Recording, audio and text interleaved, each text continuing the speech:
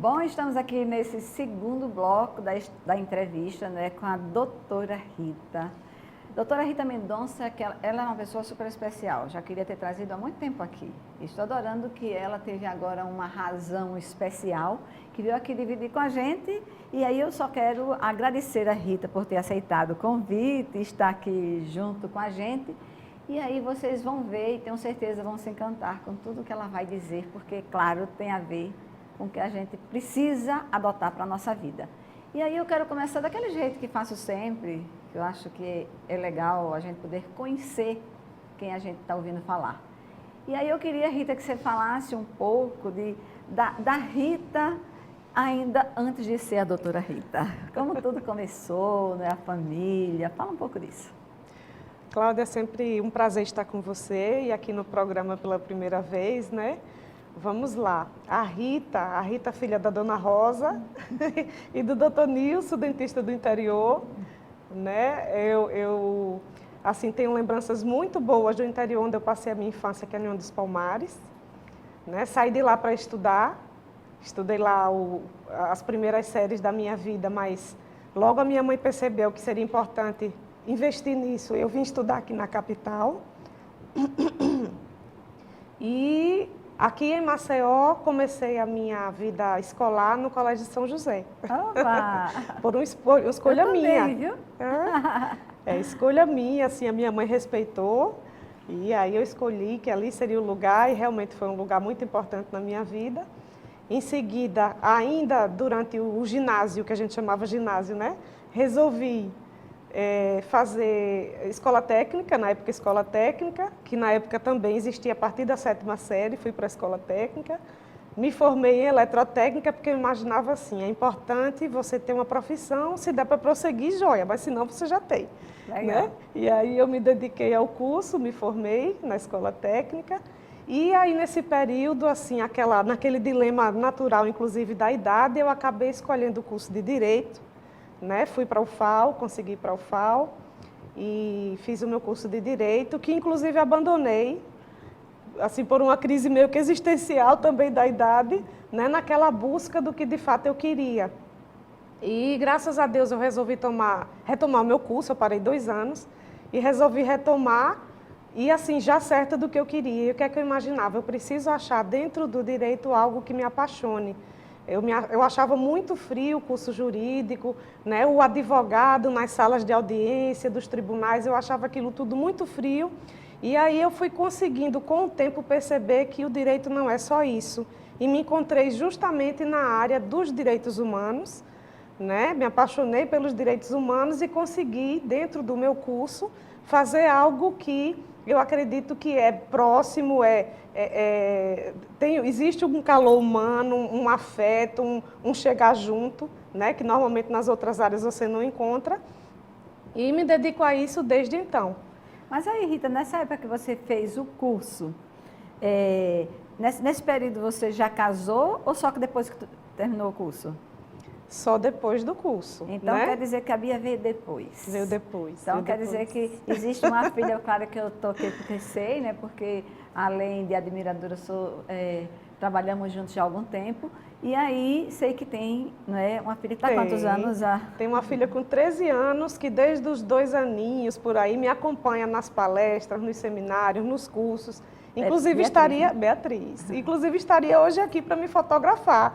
Que ela tem uma veia assim para o jornalismo e gosta de escrever, gosta de fotografar. Não teve como vir, Poxa, mas estaria aqui comigo. Mas aí ela vai ter a oportunidade no YouTube de ver as coisas direitinho, viu, Rita? Porque aí você pode acessar no YouTube. Aí eu já estou dando já a dica para vocês também, né?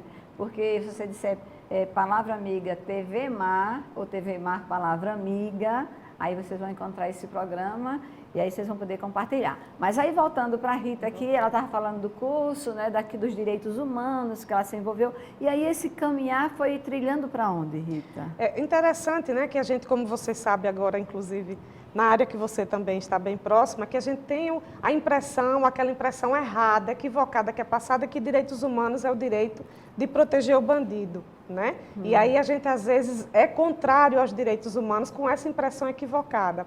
Mas direito humano é tudo que me dá a condição de viver com dignidade.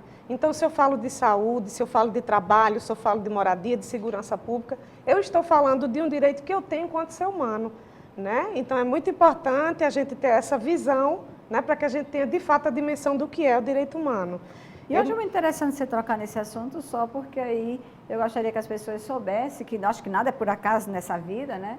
Que hoje a Rita está secretária adjunta da Secretaria da Mulher e Direitos Humanos, não é nada por acaso, né, Rita? Nada por acaso. Um privilégio para mim, assim, um reconhecimento, inclusive, do meu trabalho, né? E aí aproveito para agradecer publicamente a secretária Rosinha da ADEFAL, que já é uma companheira de jornada de muito tempo na luta pelos direitos humanos e que me deu esse voto de confiança, né? De acompanhá-la como a sua substituta, como a sua adjunta. Que já era antes assessora, né, Rita, dessa pois área é, justamente. já passei. Nós nos encontramos na militância. Na militância. Isso. Vamos falar um pouco dessa militância, não é? Porque na área de direitos humanos, aí você levou uma militância, como foi a área de poder ir para deficiência física, a deficiência da pessoa, a pessoa com deficiência de uma forma geral, né? Isso, esse é o meu maior foco, né? Assim, digamos que é o tema que eu me apaixonei, os direitos das pessoas com deficiência. Durante o curso ainda de Direito, eu fiz concurso para estágio no Ministério Público do Trabalho.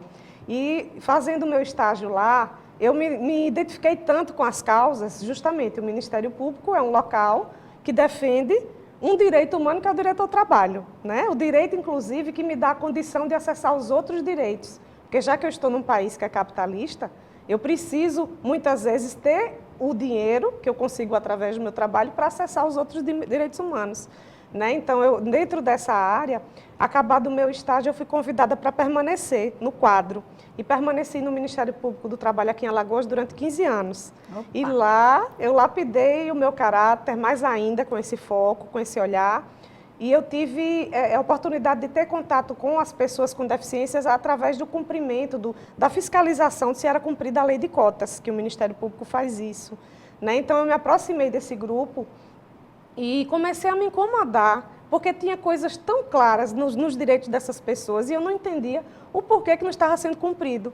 E comecei a estudar avidamente para achar essas respostas. Por que não havia o cumprimento das leis? Já que nós temos somente leis federais, mais de 200, sem contar leis estaduais e municipais que tratam dos direitos das pessoas com deficiência. E por que é que a gente vê que essas pessoas estão em desvantagem na sociedade? Isso me incomodou muito e aí eu comecei a estudar muito e chegou um certo ponto que eu pensei, e agora, o que é que eu vou fazer com essa quantidade de informação que eu tenho, né? Além de escrever artigos, que aí eu já tinha começado a escrever artigos científicos. E aí eu comecei a me aproximar do movimento, da militância, né? Procurar as entidades, as organizações. De início, foi qual movimento? O movimento de pessoas com deficiência aqui do estado de Alagoas, né? Através justamente desse grupo que fiscalizava a lei de cotas, a gente se aproximava das entidades, buscando contribuir de alguma forma para aproximar empresariado e pessoas com deficiência na busca desse cumprimento, né? Então, assim, nesse trabalho, eu comecei a conhecer pessoas da militância, né? E me apaixonar por essa atividade, e aí comecei a me interessar em estudar justamente movimentos sociais, participação democrática, controle social. Comecei a me interessar por essas outras áreas. E daí eu comecei a ver o outro leque de pessoas também, né? Ver a desigualdade que existe entre mulheres e homens, e aí me interessar pelo movimento de mulheres. E ver outros movimentos de idosos, de crianças e adolescentes, principalmente com foco sempre no trabalho. Por exemplo, hoje eu integro, como já integrava desde o período da Procuradoria, mas agora como representante da Secretaria, o Fórum Estadual pela Erradicação do Trabalho Infantil. Então, meu foco é sempre esse, o trabalho, porque eu acredito que o trabalho nos liberta, inclusive pela condição que ele me dá de escolher, né? É aquela frase que eu gosto tanto da música do Fagner, sem o seu trabalho o homem não tem honra, isso. E sem a sua honra se morre e se mata, não é? E aí isso. Talvez essa seja a explicação, porque as pessoas não entendem porque se mata tanto e se morre tanto. Isso. E aí, Rita, você na hora em que estava, vamos dizer, inserida nesse contexto de inspiração, de escolha, de trabalhar com a pessoa com deficiência, Aí isso deixou de ser nível estadual para você ir para o nacional, é isso mesmo? Isso, esse caminho? Isso, e aí foi muito interessante que o que me libertou, digamos assim, foi a internet, né? E quando eu cheguei na Procuradoria, eu fiquei encantada. Craque, né? Craque, dona Rita, nesse aspecto também. Chegando no estágio na Procuradoria, eu fiquei encantada porque eu tinha uma máquina datilográfica com a fita que apaga, né? Eu já me senti o máximo, aquela fitinha que apagava quando a gente tinha o erro. E aí consegui, com o tempo, né, os computadores foram chegando e eu fui me libertando tanto para estudar, né? Eu já cheguei a fazer 3 cursos de pós-graduação e alguns cursos de extensão em várias universidades do Brasil todo, né, universidades federais. Eu consegui estudar bastante os temas que me interessam, que infelizmente aqui no estado de Alagoas a gente não tem muita oportunidade, e também consegui abraçar o movimento nacional de pessoas com deficiência. Eu hoje consigo participar de um movimento a nível nacional, até com algumas pessoas que trabalham a nível internacional com esse tema, e a gente se comunica muito rapidamente e mobiliza muito rapidamente as pessoas em prol desse tema. Qual, Rita? Pessoas com deficiência. Não tem a ver com o CONAB? O CONAD é o conselho, né? É uma forma de exercer a nossa cidadania. É importante até você lembrar disso, né? Que às vezes a gente fica pensando que não tem acesso, não tem oportunidade de escolher, e nós temos. E uma das formas de participar das escolhas é exatamente o conselho, né? Nós temos conselhos nos municípios, nos estados e no país. E às vezes a gente pensa, mas no meu não tem. Então, se não tem, a gente precisa começar a pensar em criar, né? A sociedade tem nas mãos esse instrumento, assim como as audiências públicas, assim como as conferências, e esse é um ano especial, que é um ano de conferência, né? São formas e instrumentos que a gente tem de chegar nas escolhas do nosso país, das políticas públicas que vão funcionar no nosso país. É importante, por exemplo, mencionar o caso do Minha Casa Minha Vida, né? Ele nasceu de uma proposta da sociedade numa conferência. Então, assim, a gente tem como ter acesso e fazer as nossas ideias serem escutadas, né, pelos nossos dirigentes, pelos nossos governantes. Eu acho muito interessante que a gente possa falar, já que você tocou em conferência, mas também de que, como a gente falou da secretaria, né, que hoje você está como secretária adjunta, onde nessas conferências e nessa estrutura de direitos humanos, a secretária Rosinha, ela conseguiu que vai entrar na delegada agora, vai ter uma superintendência da pessoa com deficiência, né? Isso também já é uma conquista dessa luta de classe, não é? Isso. Alagoas é um estado sui generis nesse sentido, porque nós nunca tivemos um órgão público, né, do governo de referência na área da deficiência. Nós aqui temos as entidades muito fortes e reconhecidas a nível de Brasil, justamente porque elas prestam um serviço, principalmente na área de saúde, reabilitação, educação, para as pessoas com deficiência, que são obrigações do Estado. E o Estado de Alagoas nunca deu conta dessas obrigações, ele preferia terceirizar esse serviço, dar o aporte financeiro para que a entidade fizesse esse serviço funcionar. E, na verdade, é uma obrigação do Estado e é importante, porque se ela concede, ainda que não seja perfeito, que a gente sabe que deixa a desejar, mas ela concede um serviço nessas áreas para as outras pessoas, por que não para as que têm deficiência? Né? Então, nós temos hoje essa superintendência e o propósito dela é esse, é ser um órgão de referência para as pessoas com deficiência no Estado, na busca da realização dos seus outros direitos, que são nada mais do que os nossos direitos humanos. E aí eu sei que essa semana vocês, dentro dessa luta toda, que hoje é a nível do Estado, uma conquista muito grande essa semana, não é? Que, desse trabalho todo a nível nacional. Só dividindo um pouquinho, a gente está terminando esse primeiro bloco para depois a gente entrar em outros assuntos tão interessantes quanto esse, né?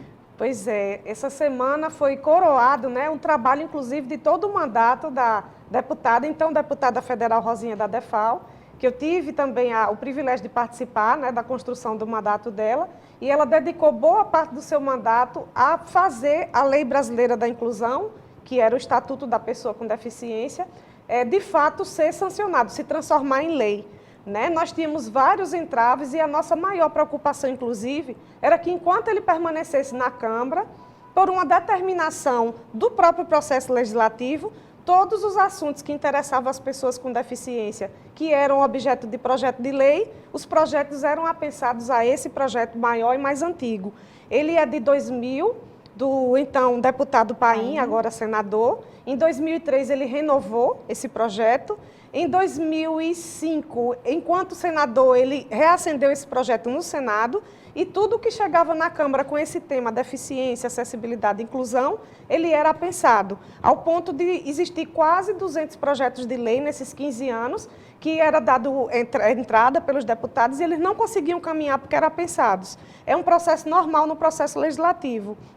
Mas, nesse caso, ele virou meio que um monstrengo que atrapalhava a pauta da pessoa com deficiência no Congresso Nacional. Então, era necessário que esse projeto chegasse ao fim, ou por arquivamento, ou por melhoria do texto, porque ele já estava desatualizado, né? Afinal, foram 15 anos, e nesse período o Brasil ele ratificou a Convenção da ONU dos Direitos da Pessoa com Deficiência, que era muito mais avançada e deixou esse projeto ultrapassado. Então, era necessário que a gente fizesse ele andar, ou para arquivar ou para melhorar. E o que é que nós escolhemos? Melhorá-lo justamente para colocar em prática o que a Convenção nos pedia, porque a Convenção é um documento mais amplo, maior, e aí ele traz linhas gerais, e a gente precisava explicar com detalhes como é que aquele direito ia ser efetivado. E aí nós utilizamos esse instrumento que já estava lá, esse projeto de lei que já estava na Câmara, para fazer isso funcionar.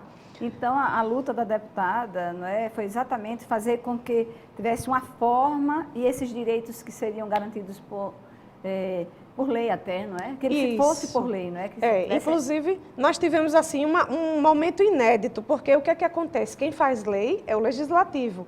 E o que é que nós conseguimos? Conseguimos nos unir ao Executivo, à sociedade civil em geral, juristas, né, e pessoas especialistas na área da deficiência. Juntos nós conseguimos consertar, fazer com que esse texto fosse atualizado, né, já que a gente tinha um texto já ultrapassado em função do tempo. E aí a gente não teve as dificuldades normais de um processo legislativo, porque o que é que acontece? O projeto saiu da Câmara e deveria ir para o Senado para ser analisado. Mas a gente conseguiu fazer todo esse trabalho junto com os senadores também e os seus assessores. Então, quando o projeto chegou lá, rapidamente ele foi acolhido, né, e aprovado. Porque a gente sabe de que a presença da deputada Rosinha como presidente, né, da Comissão da Pessoa com Deficiência começou a ser respeitada e a ser vista com um olhar diferenciado. Então, também é uma luta, vamos dizer assim, desses 4 anos de mandato da deputada Rosinha, que eu e a Rita tivemos o prazer de estar do lado acompanhando e nos orgulhamos disso, porque a gente vê frutos a cada momento disso acontecendo e todos saem ganhando, né? Porque quando não importa exatamente o que a gente vai falar aqui mais de inclusão, a gente sabe que quando alguém está excluído, nós que temos essa sensibilidade, nos sentimos parte da humanidade, nos sentimos mal também. Então, daqui no segundo momento dessa entrevista, vocês vão saber muito mais. Então, até já.